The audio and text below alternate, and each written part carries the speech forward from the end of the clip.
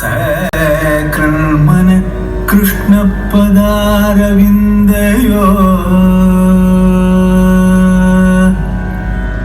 നിരേഷിതം തദ്ഗുണരാഗീരിഹ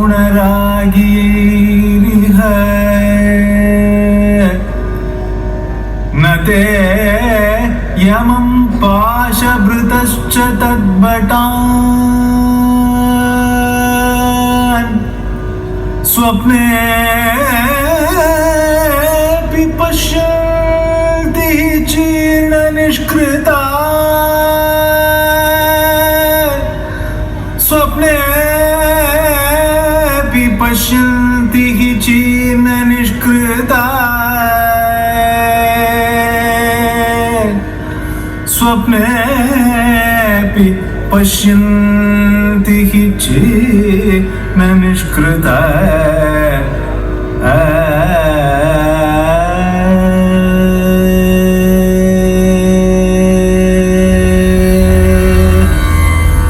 ഭഗവാൻ ശ്രീകൃഷ്ണനെ മുഴുവനുമായി അറിഞ്ഞില്ലെങ്കിലും ഒരിക്കലെങ്കിലും ശ്രീകൃഷ്ണന്റെ പാദകമലങ്ങളിൽ മുഴുവനായി ശരണം പ്രാപിച്ച് ഭഗവാന്റെ നാമം, രൂപം, ഗുണങ്ങൾ, പിന്നെ ലീലകളിൽ സ്വാധീനം ചെലുത്തുന്നുവോ അവർ ശരിയായ പ്രായശ്ചിത്തം സ്വായത്തമാക്കിയത് കൊണ്ട് ചെയ്ത എല്ലാ പാപങ്ങളിൽ നിന്നും മുക്തി നേടുന്നവർ ആയിരിക്കും.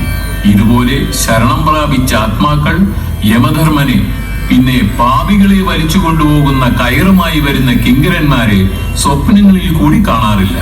ആഹാ കൃഷ്ണ, നിന്റെ കരുണ അപാരം തന്നെ. ഭഗവത്ഗീതയിൽ നീ മൊഴിഞ്ഞ വചനങ്ങൾ നമുക്ക് ബോധ്യമായി.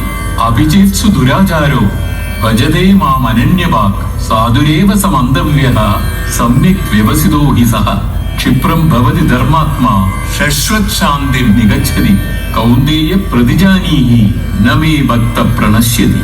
ഭഗവത് സേവനത്തിൽ ഏർപ്പെട്ടിരിക്കുന്ന ഒരു ഭക്തൻ ഒരുപക്ഷെ വഴിമാറി തെറ്റായ വഴിയിൽ സഞ്ചരിച്ചാൽ പോലും നാം അദ്ദേഹത്തെ ഒരു ശ്രേഷ്ഠനായി തന്നെ കരുതണം. അദ്ദേഹം തന്റെ ഭക്തിയിൽ ദൃഢവിശ്വാസത്തോടുകൂടി ഉറച്ചു നിൽക്കുന്നതിനാൽ ആ തെറ്റിൽ നിന്നും അതിശീഘ്രം വ്യതിചലിച്ച് ധാർമ്മികനായി തീർന്ന് ശാശ്വതമായ ശാന്തി നേടുന്നു. അതുകൊണ്ട് അർജുന, എന്റെ ഭക്തൻ ഒരിക്കലും നാശം സംഭവിക്കുന്നില്ല എന്ന് ഉറക്കെ പ്രഖ്യാപിക്കൂ. ഇതാണ് ഭഗവാൻ ഭഗവത്ഗീതയിൽ പറയുന്നത്. ഇതാണ് ഭക്തിയോഗത്തിന്റെ മഹിമ. ഒരിറ്റ സ്നേഹം നാം ഭഗവാനോട് കാണിച്ചാൽ ആ ഭഗവാൻ അതൊരു പെരുങ്കടലായി നമുക്ക് തിരിച്ചു തരും. പ്രധാനമായും ഭഗവാന്റെ ഭക്തന്മാരായ വൈഷ്ണവർക്ക് സേവ ചെയ്താൽ നമുക്ക് വളരെ പെട്ടെന്ന് തന്നെ കൃഷ്ണപ്രേമം ലഭിക്കുന്നു. ഭഗവാന്റെ നാമം ജപിക്കുന്നതിനോ ഭഗവത്ഗീത പഠിക്കുന്നതിനോ ഒരു കഴിവും ആവശ്യമില്ല. ഭഗവാൻ എത്രമാത്രം പവിത്രമാണോ അത്ര തന്നെ പവിത്രമാണ് അദ്ദേഹത്തിന്റെ നാമം. ഹരിനാമത്തെ ജപം ചെയ്യുന്നതിന് കാലമോ നേരമോ സ്ഥലമോ ശുദ്ധമോ അശുദ്ധമോ ഒന്നും നോക്കേണ്ട കാര്യമില്ല.